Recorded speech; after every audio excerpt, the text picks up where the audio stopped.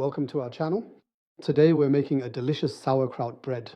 It's a wonderful recipe with a rich crust and an intense, delicious flavor. You can make it in different shapes, and this is what it looks like on the inside. And not just in this shape, but of course you can also make it as a loaf. Enjoy the video. Oh, this is relaxed. Oh, it's already rolling? Yeah. Oh, you're crazy. You should have told me. Then I'll behave better. The sauerkraut bread was just in the oven. Always chattering. Oh, right, I'm still here, aren't I? Yeah, you should tell me. The sauerkraut is often grown. Exactly.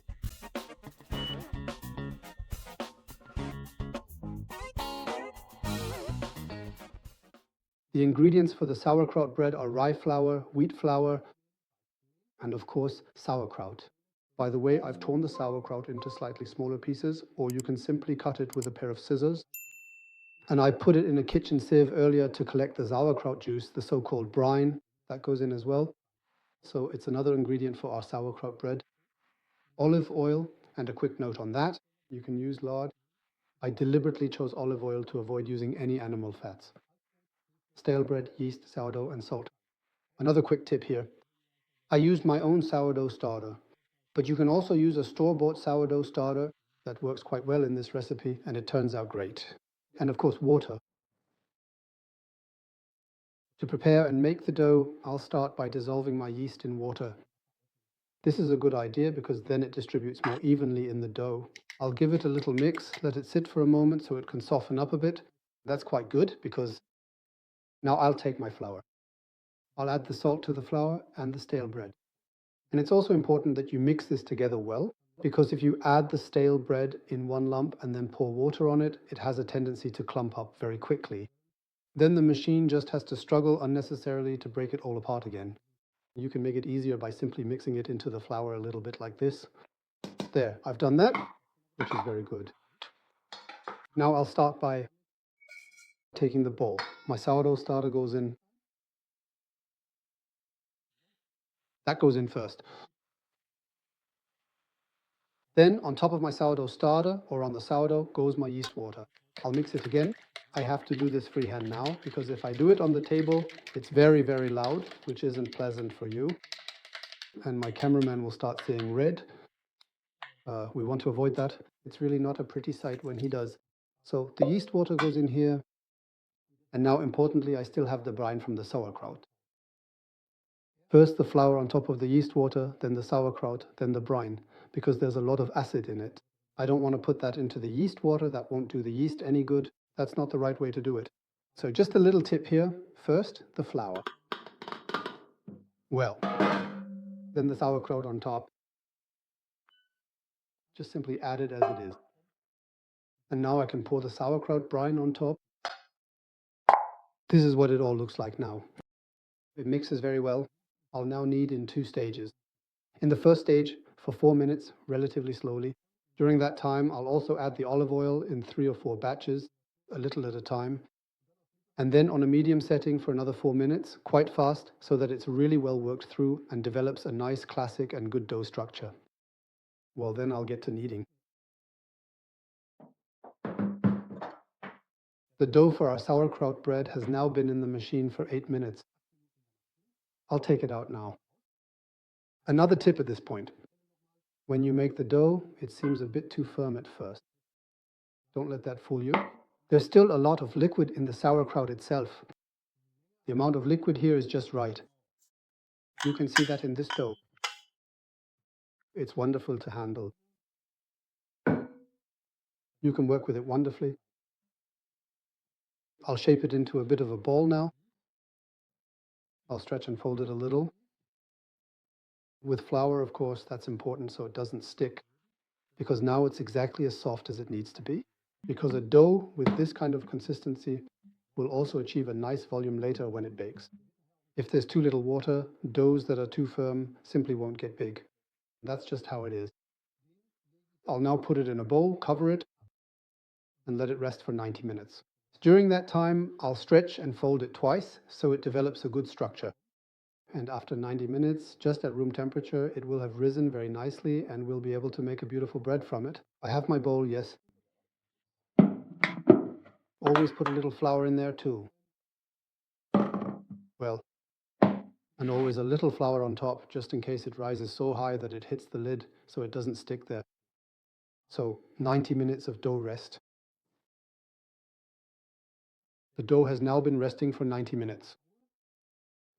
Now let's take the lid off. I stretched and folded it twice, and you can see it has risen beautifully. That's exactly how it should look. I'll take it out now, shape it lightly into a ball again, and then give it another 5 minutes to relax. And then I'll shape it into an oblong loaf for a basket like this. This is a so-called 30-centimeter basket. You can buy them anywhere. Dust it with flour so we get a nice bread shape.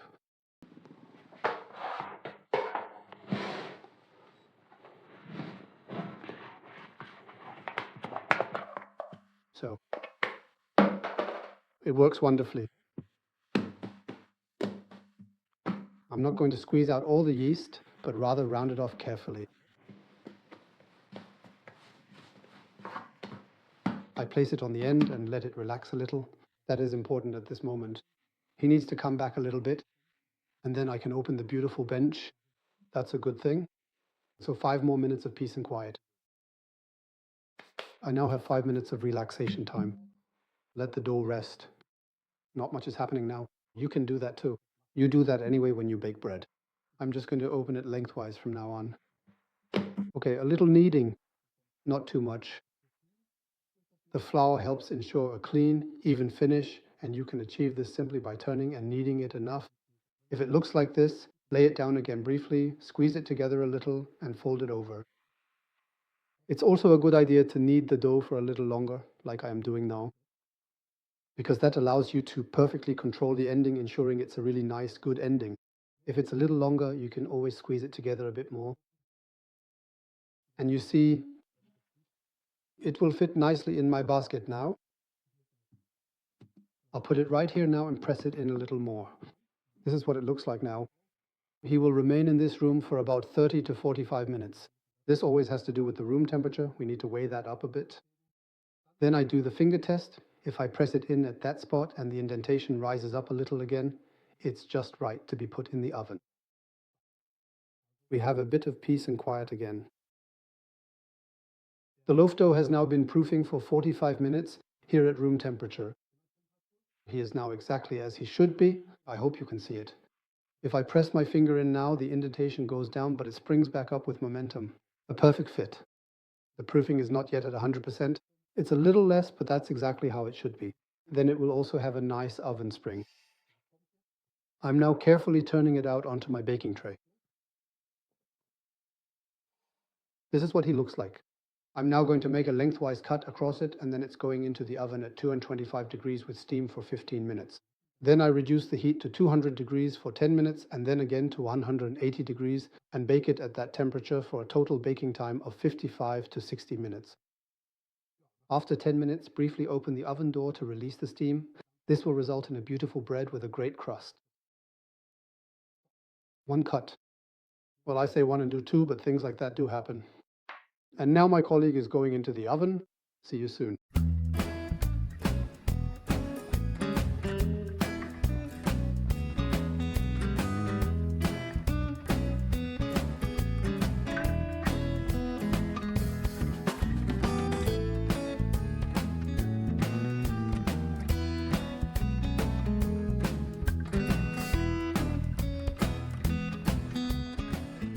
The sauerkraut bread has now been in the oven for 60 minutes.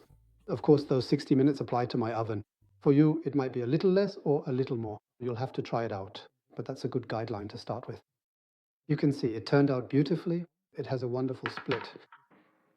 It sounds hollow, which means it's cooked through. It smells delicious. I can only recommend that you bake it yourself. It stays fresh for a very long time. It's very, very aromatic. It tastes great with lots of different things, or you can just eat it on its own.